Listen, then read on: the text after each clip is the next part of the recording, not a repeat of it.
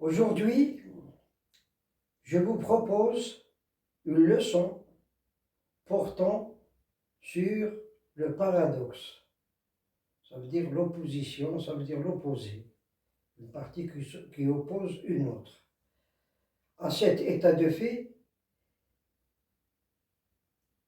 je vous propose un petit texte, mais il a une valeur très importante du point de vue idée de l'auteur. Avant de vous lire, je reviens sur l'explication des mots pour que vous puissiez vous approfondir dans la connaissance de ces mots. Le titre, le perdant subit. Le perdant subit. Je reviens à l'explication. Je commence par le gagnant.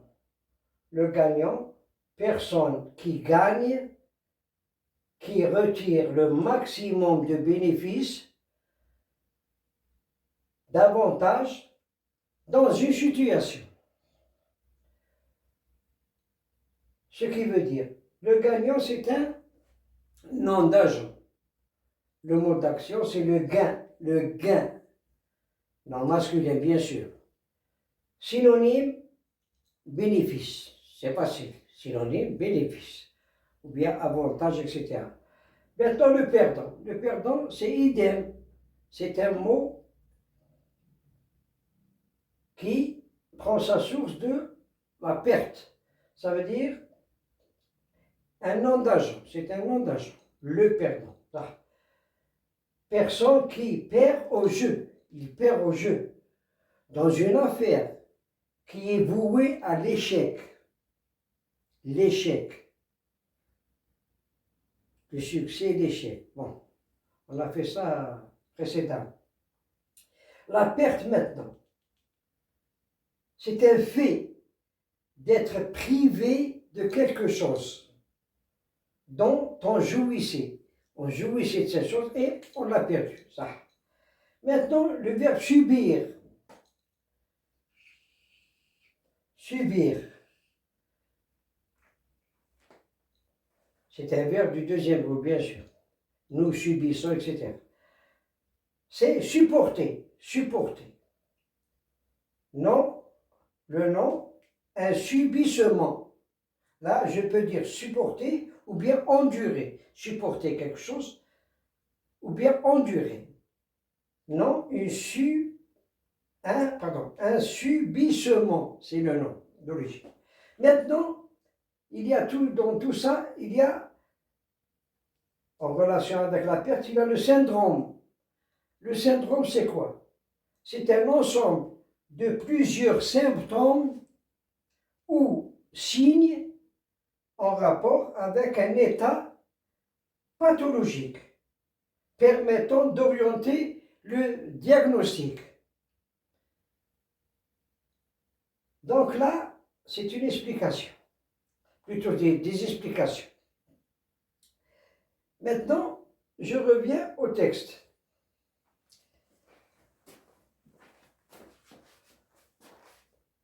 Le perdant subit. Bon, je vous ai expliqué.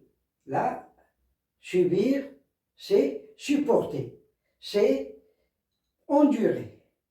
Dans la voie active et la voie passive, vous avez le mot d'action et le complément d'agent, il va subir l'action, ça veut dire il la subit, il la supporte, il l'endure. Là.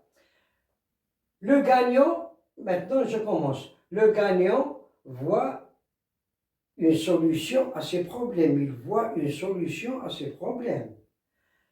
Le perdant voit un problème à chaque solution.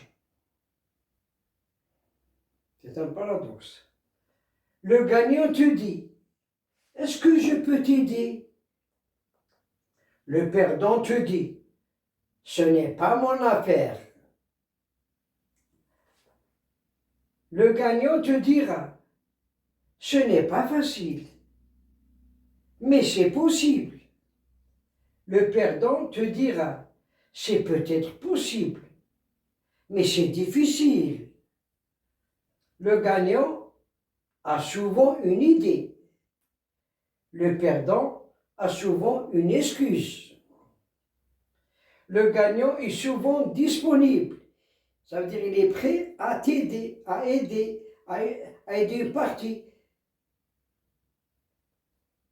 qui est incapable de résoudre un problème, par exemple, il va t'aider. Le perdant est souvent surchargé.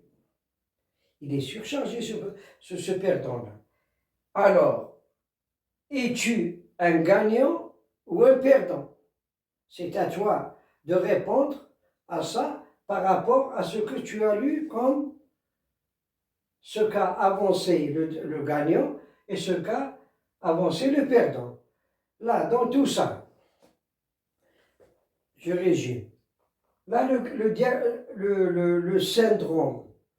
Le syndrome, ça veut dire que ce perdant, il a un état qui n'est pas intentionné, qui n'est pas capable de s'aventurer dans la positivité. Ça veut dire qu'il veut réussir, il veut gagner. Il a toujours cette incapacité. Pourquoi? Parce qu'il a été conquis par le syndrome de l'échec. Il voit tout échec, il voit tout perte.